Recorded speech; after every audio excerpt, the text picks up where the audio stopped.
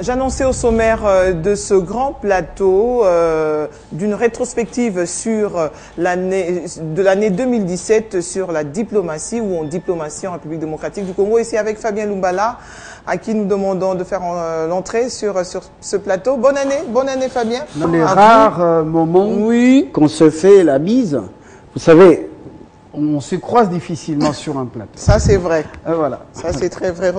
2018 annonce peut-être les couleurs où on se rencontrera un peu plus souvent, sauf les mardis soirs, quand il faut le journal, alors que moi je suis dans le journal, vous êtes dans la présentation de Kinshasa Direct. Rares moments. Très rares moments. En 2017, je ne sais pas si dans une nouvelle configuration, les choses vont changer, je ne sais pas encore. Voilà, alors avec vous Fabien Lumbala, déjà bonne année à vous et à toute votre famille. Merci, je voulais réciproque. Merci. Sur le plan diplomatique, Fabien, on va revenir sur les grands moments de l'action diplomatique du gouvernement. On a senti en tout cas que sur le point diplomatique, les choses ont beaucoup bougé. On a vu le ministre... le vice-premier ministre, merci. Entre deux avions, voilà, moins de repos à Kinshasa. Que je me demande même si par moment il n'a pas des maux de tête, hein, parce qu'il était tout le temps au service de la nation. Il faut par moment nous demander, nous, pour qu'on vous dise que c'est pas toujours facile pour un chef de la diplomatie d'un grand pays comme le nôtre, c'est pas facile. Et en ce moment, il a pris les commandes pendant une période difficile. Et le résultat, beaucoup l'ont déjà palpé. On ne fait pas de boniment. Beaucoup de risques. Des avions qui font des chutes libres. Par moment, je ne vous dis pas combien de fois ça a été risquant. Tout le monde à bord, chacun invoque son Dieu. Et pendant quelle période bon, on n'a pas le temps de revenir sur tout ça. Mais c'est, il faut être un combattant dans le bon sens. Dieu merci, vous êtes en vie et il nous fait grâce de voir cette année 2018. Fabien Lumbala, qu'est-ce qu'on peut retenir pour 2017 en diplomatie en République démocratique du Congo? Justement, je lis, l'année 2017 a été une année très très riche pour notre pays, la RDC, sortie de sa torpeur, je dirais, sortie de son brouillard diplomatique. Cette année, d'abord, le Congo a beaucoup fait parler de lui et est sorti d'un isolement. À un moment donné, on se demandait, est-ce que on ne peut pas quand même prendre le courage de parler à nos partenaires avec courage et leur dire les choses en face.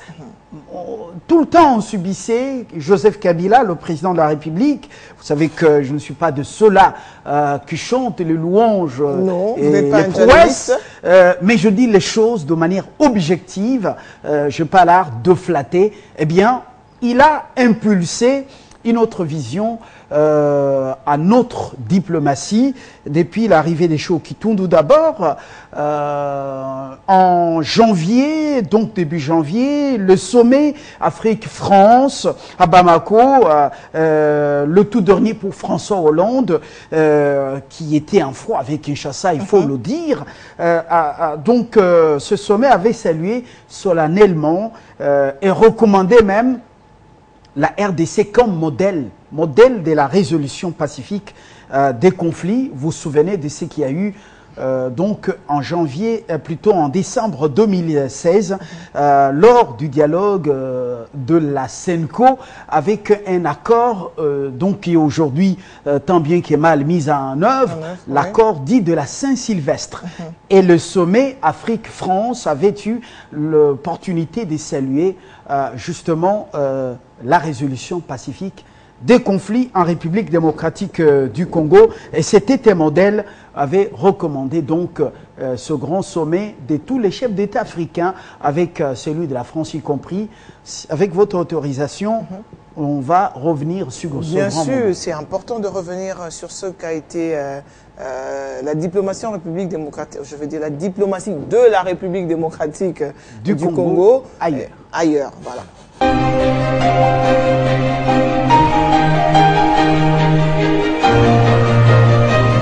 87e sommet Afrique-France Bamako du 13 au 14 janvier 2017. Le moment est solennel.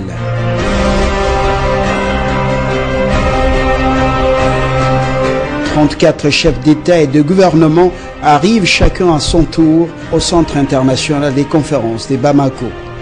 Le vice-premier ministre des Affaires étrangères et de l'intégration régionale, Sékou Kitundu, représente le chef de l'État, Joseph Kabila, de la République démocratique du Congo.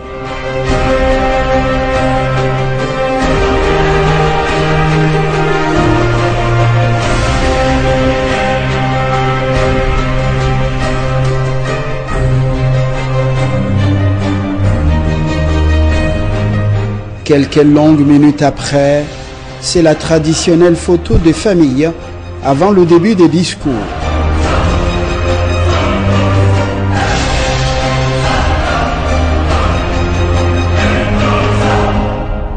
Puis, c'est la cérémonie inaugurale du sommet. Au programme, 3 chefs d'État doivent s'exprimer à la tribune. Le Malien Ibrahim Boubacar Keïta, le Français François Hollande et enfin le Tchadien Idriss Déby, aussi président de l'exercice de l'Union africaine. À Bamako, Sékou Kitundu a conduit une délégation composée de Barnabé Kikabine Karoubi, le conseiller diplomatique du chef de l'État, Séraphin Ngouège, l'ambassadeur itinérant, Ileka Atoki, l'ambassadeur de la République démocratique du Congo auprès de la République française, le secrétaire général aux affaires étrangères et quelques hauts cadres de l'administration diplomatique. Le président de la FEC, Albert Youma, a représenté le patronat congolais à ce sommet dans son volet économie et développement. Dans son allocution, Ibrahim Boubacar Keïta, l'hôte de marque du sommet, rend hommage à un homme, François Hollande. Le président malien est revenu longuement sur les raisons de l'intervention française dans son pays il y a 4 ans. À son tour, le président français prend la parole pour un discours d'adieu à ses homologues africains. François Hollande évoque le défi sécuritaire pour ce sommet de Bamako. Plus de 100 000 membres des forces de l'ordre déployés dans la capitale pour prévenir toute attaque terroriste. Le dirigeant français s'engage à passer de 20 000 à 25 000 le nombre des soldats africains formés par la France. Autre volet de son discours, l'aide au développement de la France pour le continent, évaluée à 20 milliards d'euros sur 5 ans. François Hollande annonce qu'elle va connaître une hausse de 15% pour atteindre désormais 23 milliards d'euros sur les 5 prochaines années. Bon, le partenariat, c'est toujours gagnant-gagnant. La France, dans ce qu'elle peut apporter, le président Hollande l'a dit, et l'Afrique aussi. Donc, l'Afrique, c'est un potentiel énorme. Je le dis souvent, d'ici 2050, l'Afrique aura 2 milliards d'habitants, jeunes, je pense formés. On se battra pour que ce soit ainsi, pour donner la perspective à la jeunesse, et puis un potentiel économique. Ce n'est pas aux citoyens de la RDC que je vais le décrire. On dit que la RDC elle seule est un scandale géologique et économique. Donc l'Afrique a ses atouts. Voilà, ce sera toujours avec tous les États du monde un partenariat gagnant-gagnant. Enfin, Idriss Déby, le président tchadien, est aussi président en exercice de l'Union africaine. Il décrit l'instabilité en Libye, dans le Sahel, la Corne de l'Afrique, au Soudan du Sud et dans la région des Grands Lacs et d'Afrique centrale. Une situation aggravée par le terrorisme, la criminalité et le trafic d'êtres humains. Et face à ces défis, Idriss Déby appelle à une solidarité forte et confiante. Et l'occasion est tout indiquée pour le président de l'Union africaine de saluer la décrispation du climat politique au Congo-Kinshasa, pays que le sommet Afrique-France recommande comme modèle d'inspiration dans la recherche des solutions à la crise politique par le dialogue. L'initiative du dirigeant congolais et la volonté de la classe politique sont soutenues et encouragées par l'Afrique.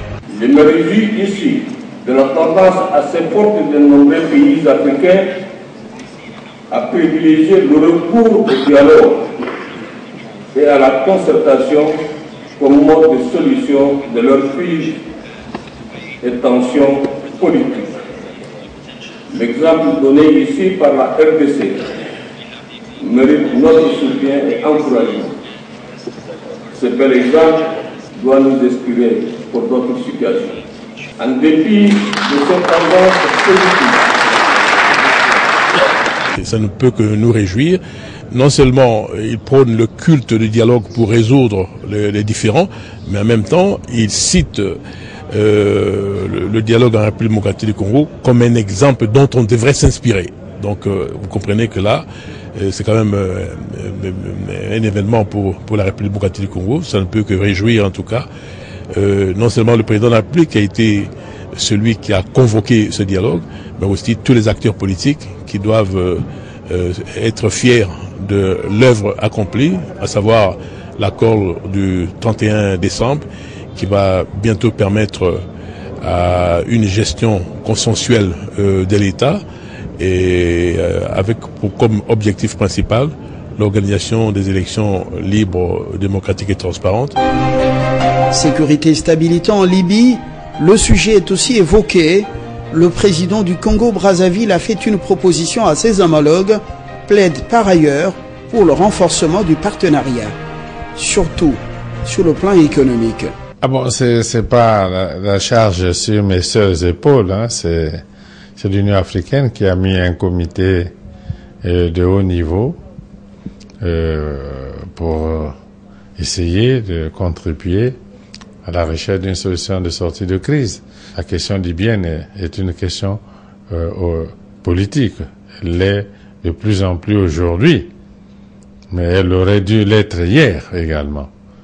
Au nom du chef de l'État Joseph Kabila, le vice-premier ministre des Affaires étrangères et de l'intégration régionale de la RDC a fait une communication au cours de laquelle il a donné la vision de son pays dans le cadre du partenariat Afrique-France, orienté désormais vers de nouveaux horizons de l'émergence. Léonard Sékou-Kitundu a également informé les chefs d'État et de gouvernement de l'évolution des discussions politiques sur les arrangements sous la médiation de la CENCO, avec un accord politique déjà sur la voie de l'inclusivité effective. Sékou-Kitundu qui est déjà au front diplomatique avec une intelligence stratégique dans une approche non seulement percutante mais aussi de franchise et de respect mutuel, a eu des contacts de plus haut niveau comme les échanges avec le chef de l'État français François Hollande, le président de la République du Congo Denis Sassou Nguesso. Il a également échangé avec le président Museveni de l'Ouganda, le Togolais Faure Gnassingbé, le président nigérien, le ministre français des Affaires étrangères Jean-Marc Ayrault et la secrétaire générale de l'Organisation internationale de la francophonie Michaël Jean.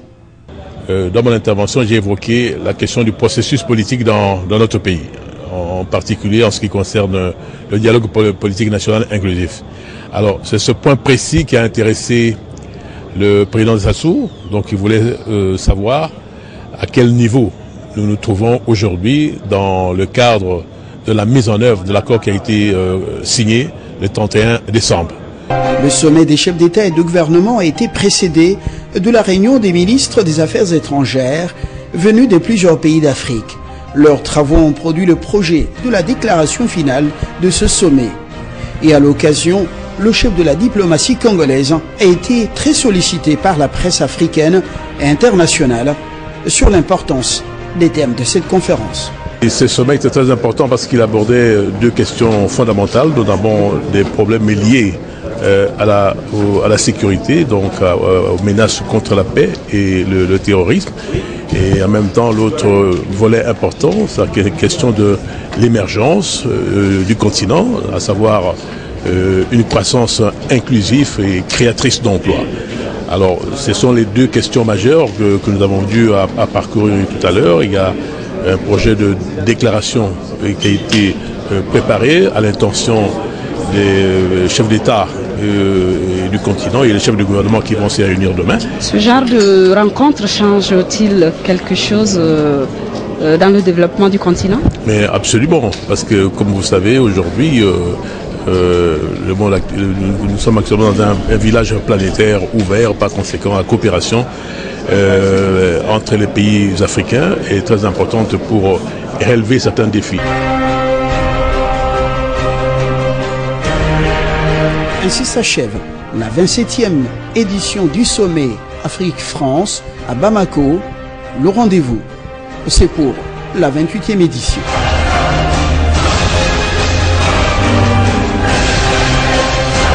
Faute de temps, je voudrais qu'on y aille de manière, en fait, un kangourou.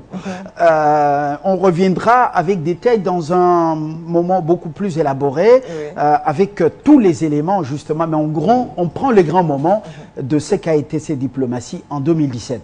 Alors, il y a eu également la résolution, plutôt le sommet de l'Union africaine qui a eu lieu à Addis Abeba, la capitale de l'Éthiopie. Donc c'était fin janvier et début février, avec le sommet des chefs d'État et de gouvernement qui avait apporté, qui a vu Sékou Touré déployer une intense activité visionnaire à l'approche de plusieurs échéances sur le continent et dans le monde. Alors, il fallait faire les yeux doux à plusieurs pays qui avaient aussi besoin de nous parce que eux, il fallait qu'ils accèdent au Conseil de sécurité de l'ONU comme membres non permanents et eux, à leur tour, ils avaient besoin de nous, comme l'Égypte, l'Éthiopie et tant d'autres pays. Et nous, on était aussi sollicités parce qu'un grand pays au cœur de l'Afrique, il fallait également qu'on leur apporte un soutien. Alors, ce continent, donc ce sommet a été un grand sommet avec plusieurs rencontres bilatérales avec plusieurs pays. Alors, je ne voudrais pas en dire un peu plus comme les sportifs. Nous revenons sur ce sommet avec beaucoup de détails. Et puis, après, mais c'est vous qui menez le navire. Oui. Je ne demande pas la réalisation de le faire. C'est à vous de le faire. En images et commentaires. Voilà. Addis Abeba, la capitale de la République fédérale démocratique d'Éthiopie, a abrité du 30 au 31 janvier 2017 la 28e session ordinaire de la conférence des chefs d'État et de gouvernement de l'Union africaine. Ce sommet a débuté le lundi 22 janvier par la session ordinaire du comité de représentants permanents. Ensuite, le mercredi 25 janvier, avec le 30e conseil exécutif qui a réuni les ministres des Affaires étrangères des pays membres, dont le vice-premier ministre Léonard Sékou Touré de la République démocratique du Congo, arrivé à Addis Abeba pour les travaux de ce sommet. Dans sa suite, Aimé Bodji, le ministre du Commerce extérieur, Marie-Louise Mwangué, la ministre du Genre, la vice-ministre de la Santé, Rwakabouba Magui, Barnabé Kikaebine Karoubi, le conseiller principal au collège diplomatique du chef de l'État, l'ambassadeur itinérant Gandou à la présidence de la République et Claude Nyamugabo, l'ambassadeur de la RDC à l'Union africaine. Pas de décision d'envergure avant la réunion des chefs d'État et de gouvernement, mais quelques dossiers sensibles sont abordés durant les travaux à huis clos.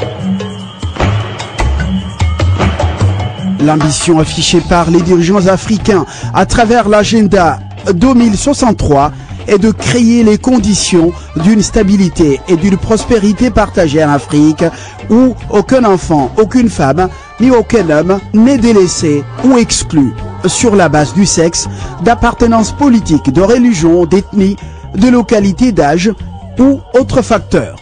Il est aussi question de soutenir le jeune en tant que moteur de la renaissance de l'Afrique grâce à des investissements dans le domaine de la santé, l'éducation, l'accès à la technologie, au capital, ainsi que par des stratégies concertées pour lutter contre les chômages de jeunes et les sous-emplois. En choisissant le thème « Tirer pleinement profit du dividende démographique en investissant dans la jeunesse » pour ce 28e sommet de l'Union africaine, les chefs d'État et de gouvernement entendaient trouver des moyens et les stratégies pour faire de la jeunesse le véritable fer de lance du développement de l'Afrique. Plusieurs points sont inscrits à l'ordre du jour de ces travaux. Il s'agit de la retraite des chefs d'État et de gouvernement sur la réforme institutionnelle de l'Union et ses organes, l'examen de la demande d'adhésion du Royaume du Maroc à l'Union, Les débats à huis clos sur les questions stratégiques, l'examen et l'adoption du budget 2017 et les élections aux différents postes de la Commission de l'Union africaine, ainsi que ceux de ses organes. Le Maroc avait quitté l'Organisation de l'Unité africaine en 1984 pour protester contre la démission de la République arabe sahraoui démocratique proclamée par le Front Polisario au Sahara occidental, un territoire que Rabat contrôle et considère comme partie intégrante du royaume. À la présidence de la Commission de l'Union africaine, c'est le Tchadien Moussa Faki Mahamat qui est choisi pour succéder à Nkosazana Zuma. Un plan de réforme concerne le mode de financement de l'Union, notamment les modalités de la mise en place d'une taxe de 0,2% sur les importations des pays membres afin d'assurer l'autonomie financière de l'Union africaine ainsi que l'augmentation ou la réduction du nombre des commissaires. À la présidence tournante de l'Union, le Guinéen Alpha Condé, 78 ans, candidat désigné par la CEDEAO, a pris la tête de l'organisation pour un an après avoir mené avec succès une médiation à Banjul qui a conduit au départ de Yahya Jammeh et évité une intervention armée. La situation politique en République démocratique du Congo, notamment l'évolution de la suite des discussions politiques, intéresse l'Union africaine, dont les dirigeants des pays membres ont été très édifiés par le vice-premier ministre et ministre des Affaires étrangères Cheikhou Kitundu, qui a représenté le chef de l'État Joseph Kabila à ces sommets lors des travaux à huis clos. Conformément aux engagements que nous avons pris au titre de l'accord cadre d'Addis Abeba et autres instruments pertinents pour garantir la paix et la stabilité dans la région. Et nous pensons, Monsieur le Président, puisque vous êtes là, que l'Ouganda devrait rester au sein de l'Africom, car les LRA sont les rebelles ougandais qui ont certes des revendications, mais c'est en fin de compte sur le sol congolais qu'ils commettent notamment des atrocités de tous ordres, des tueries, des pillages de ressources naturelles, et j'en passe, ce qui fait que l'absence de l'Ouganda au sein de l'Africom nous ferait craindre que dans l'avenir, ce pays ne formule des allégations contre notre pays relatives à une éventuelle déstabilisation du pays voisin. L'absence de l'Ouganda au sein de l'Africom pourrait aussi pousser d'autres partenaires à se retirer de l'Africom. Et on ne laisserait en ce moment-là que les Américains.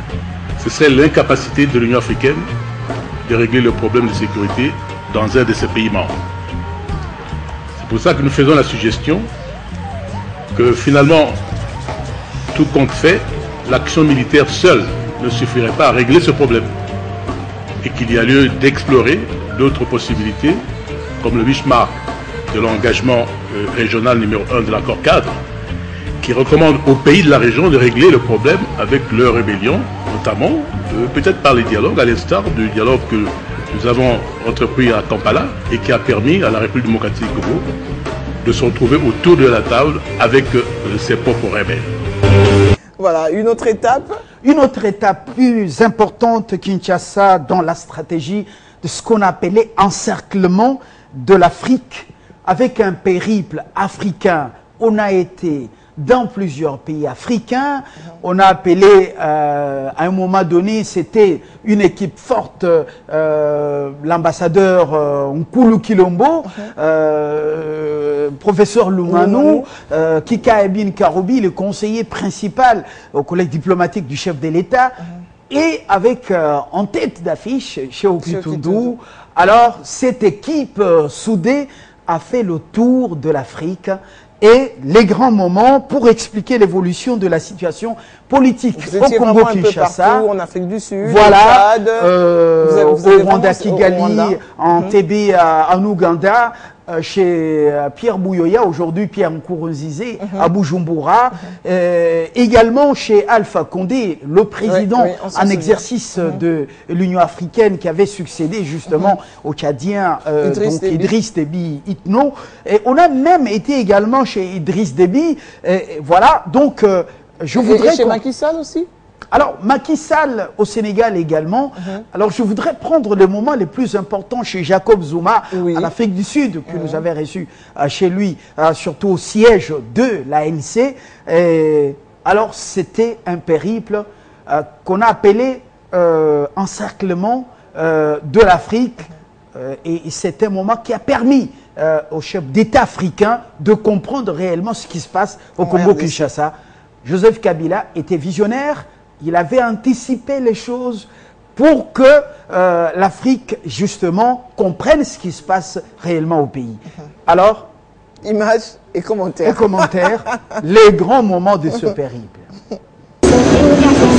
C'est le mardi 11 avril que Léonard Shehu Kitundu et ses hauts responsables de la République ont quitté Kinshasa, direction Addis Abeba, la capitale éthiopienne et siège de l'Union africaine. Comme dernièrement à Brazzaville, auprès du président Denis Sassou Nguesso, et à Conakry, auprès du président Alpha Condé, le chef de la diplomatie congolaise et sa délégation vont expliquer et surtout clarifier la situation politique au Congo-Kinshasa telle qu'elle évolue. C'est ce mercredi dans la matinée que Shehu Kitundu et toute la délégation ont été reçus par le président de la Commission de l'Union africaine, Moussa Faki, dans son cabinet de travail au siège de cette institution panafricaine. Près d'une heure d'entretien axé sur la politique interne en République démocratique du Congo, l'effectivité de la mise en œuvre de l'accord du 31 décembre, le processus électoral avec ses avancées notables dans la refonte du fichier électoral. Le successeur de Nkosazana Zuma à la Commission de l'Union africaine prend acte de la nomination de Bruno Tshibala au poste de Premier ministre et plaide déjà pour la formation dans un délai raisonnable d'un gouvernement élargi à toutes les composantes impliquées dans l'accord des Saint-Sylvestre. Il plaide également pour la mise en place du Conseil national des suivis de l'accord. Mission terminée au siège de l'Union africaine à Addis Abeba, le vice-premier ministre Shehu Kitundu et toute la délégation peuvent rentrer à Kinshasa pour d'autres urgences et ailleurs. Johannesburg, la capitale économique d'Afrique du Sud. Le chef de l'État sud-africain, avec un agenda très chargé, a choisi de recevoir le numéro 2 du gouvernement congolais dans ce bureau des Lituli House, le siège du Congrès national africain ANC, tout un symbole pour l'envoyé spécial du chef de l'État, Joseph Kabila, auprès du dirigeant sud-africain. C'est un accueil très chaleureux que Jacob Zuma a réservé au chef de la diplomatie congolaise et sa délégation pour un entretien de plus d'une heure. Shehu Kitundu a été porteur des messages de Joseph Kabila, son homologue sud-africain, message dans lequel il lui brosse l'évolution de la situation politique en République démocratique du Congo, marquée par des avancées notables, notamment la mise en place d'un gouvernement de large union nationale et la récomposition du fichier électoral à travers les opérations d'identification et d'enrôlement des électeurs. Le vice-premier ministre Shehu Kitundu et le président Zuma ont aussi évoqué les questions bilatérales entre la RDC et l'Afrique du Sud, ainsi que quelques dossiers importants au niveau de la SADC. Prochainement, nous devons tenir la grande commission mixte République sud-africaine et République démocratique du Congo. Donc nous avons aussi discuté des points sur lesquels vont porter cette grande commission mixte. Le chef de l'État sud-africain s'est beaucoup réjoui de l'initiative de son homologue congolais. Jacob Zuma encourage Joseph Kabila d'aller de l'avant pour le bien du Congo démocratique. Je suis très heureux d'avoir reçu l'envoyé spécial et je remercie Monsieur le Président de la République, Kabila, mon cher frère, de l'avoir envoyé parce que maintenant je comprends ce qui se passe dans votre pays et je le remercie beaucoup pour ça. Le pays de Patrice Emery Lumumba et celui de Nelson Mandela entretiennent de très bonnes relations. C'est ce mardi que Léonard Sékou-Kitundu est rentré la nuit à Kinshasa pour préparer la réplique aux fameuses sanctions de l'Union européenne. Une réplique qui s'annonce très sévère. Alors, de retour sur ce plateau, Fabien Lumbala, on se rend compte qu'il y a tellement eu des choses, vous ne savez pas aller dans les profondeurs du détail ou des détails. Oui. On va passer à une autre étape. Alors, sur invitation de Lavrov, qui est le chef de la diplomatie russe, Sékou-Kitundu a également déposé ses valises dans la capitale russe. Moscou est à la recherche de nouveaux partenariats ou partenaires sur le continent africain pour faire les affaires. Parce que la Chine également fait les affaires et les États-Unis sous Trump cherchent à faire les affaires en Afrique. Alors, et la Russie n'est pas en reste. C'était une visite retransmise sur les grands médias russes, dont Russia Today. On ne peut pas parler de l'Afrique sans parler de la RDC. Que la RDC soit confrontée à certains problèmes actuellement ne diminue en rien son importance stratégique au cœur du continent africain. Par conséquent, l'honneur qu'on nous rend ici reflète l'importance de la République démocratique du Congo dans le concert des nations. C'est seulement ça. Et vous savez qu'il y a beaucoup de similarités entre la République démocratique du Congo et la Fédération de Russie. Et à l'heure où nous parlons même de la réforme du Conseil de sécurité, vous avez remarqué, je crois que la Russie espère que la RDC pourra être parmi les pays qui pourront représenter le continent africain au sein du Conseil de sécurité des Nations Unies. Par conséquent, nous sommes vraiment très honorés de cette visite et il y a lieu de remercier effectivement les autorités russes par rapport à l'accueil qui nous a été réservé, et nous espérons intensifier, approfondir les relations entre la République démocratique du Congo et la Fédération de Russie dans tous les domaines. C'est la conclusion à laquelle nous sommes arrivés, parce que surtout sur le plan diplomatique, le problème ne se pose pas, les relations sont normales, mais nous avons constaté qu'il y avait un déficit sur le plan économique, alors qu'il y a énormément d'opportunités d'investissement dans notre pays et qui pourront être exploitées. Après Moscou, c'était dans quelle direction que vous C'est l'Iran. L'Iran. Mais je dis en passant que la conséquence logique de cette visite à Moscou, c'est l'arrivée à Kinshasa d'une délégation importante de Gazprom Bank. Gazprom Bank, c'est la géante russe qui est dans plusieurs domaines, banque également, les hydrocarbures et les mines. Je dois vous dire que la Russie, c'est pas seulement le gaz, le pétrole, c'est aussi les finances. Et quand vous arrivez au Kremlin, ce qui vous impressionne, c'est la maison des trésors. On n'y entre jamais avec un téléphone portable ou une caméra.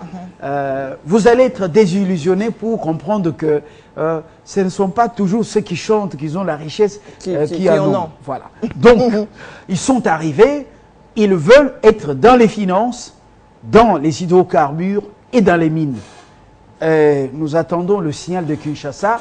En termes de réponses, je crois que 2008, on va vivre un peu. 2018, on va vivre peut-être la matérialisation de ce nouveau partenariat. Alors, à l'étape de l'Iran. Et voilà. Le nouveau chef est reconduit pour un autre mandat.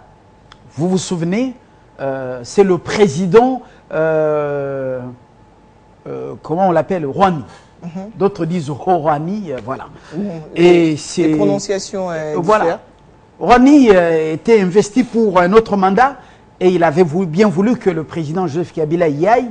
Et l'objectif de l'Iran, eh bien, le Congo est indépendant, oui, mais le combat mené par le Lumumba doit continuer, cette fois-ci pour une vraie indépendance, l'indépendance économique. Un boulevard au cœur de Téhéran porte le nom de Lumumba, Patrice Emery Lumumba, qui a été visité, et à l'occasion, Téhéran veut être ici dans le domaine des affaires et dans le domaine de l'énergie parce que c'est la 5e puissance mondiale dans le domaine de l'énergie. Malgré les sanctions occidentales qui pèsent sur Téhéran, eh bien, Téhéran, c'est une force, il faut y aller pour voir ce qui se passe. Bon, par moment, on se convertit pour ne plus dire des histoires sur les autres. Alors, il faut arriver pour que la façon de voir les choses change. Voilà. Alors, vous nous emmenez quand même en Iran. Regardez comment a été cet accueil. Le Congo, au Moyen-Orient, et l'Iran, c'est la plaque tournante de la politique au Moyen-Orient. 15 voisins. 15 voisins tout énorme, autour. Hein? Nous, on n'en a que 9. Alors, l'Iran sait que il y a une nation au cœur de l'Afrique, c'est le Congo, et ils nous voient grands, et par moments, ils ont des soucis, ils disent, mais est-ce que ces gens connaissent ce qu'ils sont? Alors, regardez la visite. On vole en direction de l'Iran. Représentant personnel du président de la République démocratique du Congo à la cérémonie d'investiture du président réélu de la République islamique d'Iran, le docteur Rouhani, le vice-premier ministre et ministre des Affaires étrangères et de l'intégration régionale, Léonard Chokitundu, a fructifié son séjour iranien avec de multiples contacts à dimension diplomatique et économique, dont celui avec son collègue iranien, Jair Zafar. Au menu des entretiens, les questions diplomatiques internationales, le renforcement des relations entre l'Iran et la République démocratique du Congo. Sur le premier plan, les deux interlocuteurs ont salué les relations historiques qui lient les deux États, dont l'appartenance au groupe des pays non alignés. Kinshasa et Téhéran ont condamné les sanctions unilatérales prises à leur encontre par certaines puissances internationales sans privilégier les voies et moyens des concertations diplomatiques consacrées. Léonard Chokitundu a appuyé l'accord sur le nucléaire que Téhéran a conclu avec le groupe international. Pour sa part, Téhéran a salué les efforts de pacification, de reconstruction et de démocratisation entrepris par le président Joseph Kabila en République démocratique du Congo. Au plan bilatéral, Kinshasa et Téhéran ont convenu de relancer leur coopération dans le domaine de la santé par l'intermédiaire du Croissant Rouge iranien qui réhabilite l'hôpital de Kalembelembe à Kinshasa, le Croissant Rouge qui inaugurera une polyclinique moderne à Kinshasa. Alors, de retour sur ce plateau, Fabien Doumbala, on ne sait pas, comme on l'a dit au tout début, on ne sait pas aller dans tous les pays que vous avez visités, ou non, visiter c'est petit à dire, où vous avez mené la diplomatie de la RDC. C'est pas moi, donc non, il y a un an. Vous, c'est le vice-premier ministre. Nous, on a fait qu'accompagner, voilà, comme j'aime bien qu'on s'appelle les diembellateurs. Simple diembellateur, ça vient du verbe kodiembela. Voilà. Alors, quelle a été l'approche du gouvernement l'année terminante, l'année passée, donc 2017? Une approche anticipative. Une approche, ça a été, je peux dire, une diplomatie proactive. On n'attend pas de subir les événements, mais on anticipe et on prend des stratégies et puis ça commence à payer. De quelle manière? Vous allez peut-être me demander. Oui, bien sûr. Voilà, ça a payé cette approche anticipative. On explique l'évolution de la situation politique au Congo. On informe les principales organisations régionales et sous-régionales, la SADC, la CEAC, la CEDEAO. On informe voilà, l'Union africaine, toutes les organisations. Et ça paye de quelle manière? Le travail abattu commence à payer à l'Union africaine. Des victoires qui s'enchaînent. Lors d'un sommet des chefs d'État et de gouvernement de l'Union africaine à Addis Abeba, il y a eu une résolution condamnant les résolutions, plutôt les sanctions ciblées de l'Union européenne et des États-Unis. Et demandant même à ceux qui les avaient prises de les décommander, de les retirer. Vous avez suivi, c'était une résolution, le travail de Chokitundu avait payé, une résolution lue même à la fin, à la cérémonie officielle de clôture du sommet. Ça, c'est la première victoire. Deuxième victoire. Vous vous souvenez, les chefs d'État et des gouvernements de l'Union africaine, pour la première fois, sont tous solidaires avec la RDC et parlent d'une seule voix et décident d'aller à l'Union, ou plutôt aux Nations Unies, parlant d'une seule voix en faveur de la RDC. La résolution du Conseil de paix et de sécurité de l'Union africaine, vous avez suivi juste après ce qu'a été cette résolution. C'est l'équivalent du Conseil de sécurité des Nations Unies. Une résolution qui est tombée après un travail de titans. Il y a eu également, sur le plan du climat, le pays s'est engagé officiellement dans l'accord de climat de Paris, qu'on appelle l'accord de Paris.